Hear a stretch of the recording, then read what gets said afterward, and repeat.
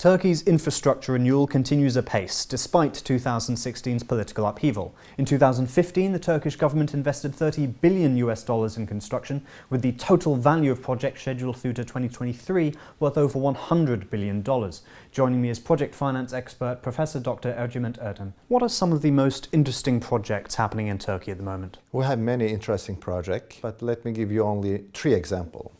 The first one is Yavuz Sultan Selim Bridge. It's a very new bridge, the 3rd bridge on the Bosphorus, and it's part of the Northern Marmara Motorway project. The second one is the new Istanbul Airport. It will be one of the major airports in Turkey. We expect it to be in operation in 2017 probably.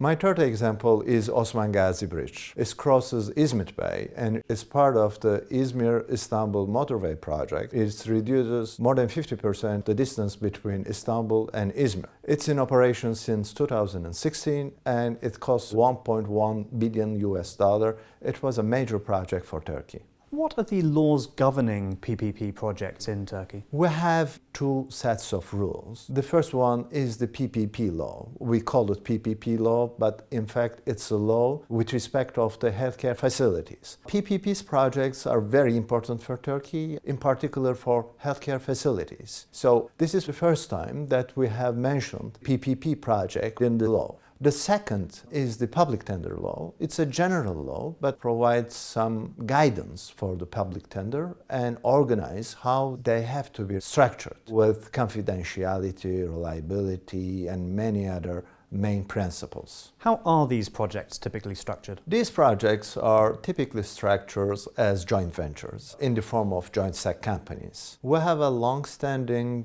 experience with the BOT project in Turkey, since we have a particular law for that respect enacted in 1994. This law provides some guidance, some general guidance for the BOT project and some variants to the BOT project like build-operate or build, lease and transfer models.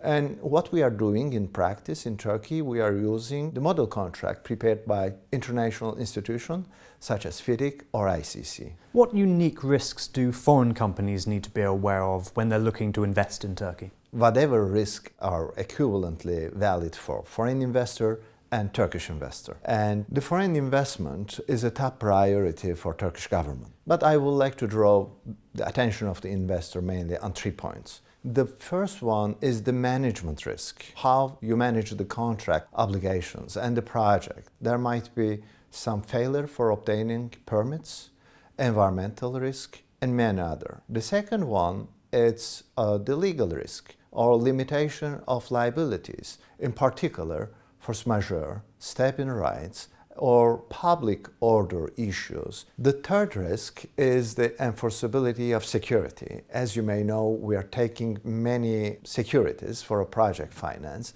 and these securities should be easily enforceable. So this is an important point as well. Finally, what's the most important thing for businesses to be aware of if they want to engage with Turkey's development plans? They have to understand the opportunity and they have to evaluate the risk. Opportunity and risk goes together. So they have to be prepared, and your legal, financial and tax advisors have to have a strong background for project financing and in PPP project. And they have to be ready for the worst case scenario, the non-performance of the contract. So we may need a reliable, user-friendly and easily implemented dispute resolution mechanism. For that respect, I strongly suggest to use international arbitration. Ercüment, thank you. Thank you. Thanks for watching. You can find out more about Turkey's infrastructure developments at worldfinance.com. And please subscribe for more PPP news as well as all the latest insights from World Finance.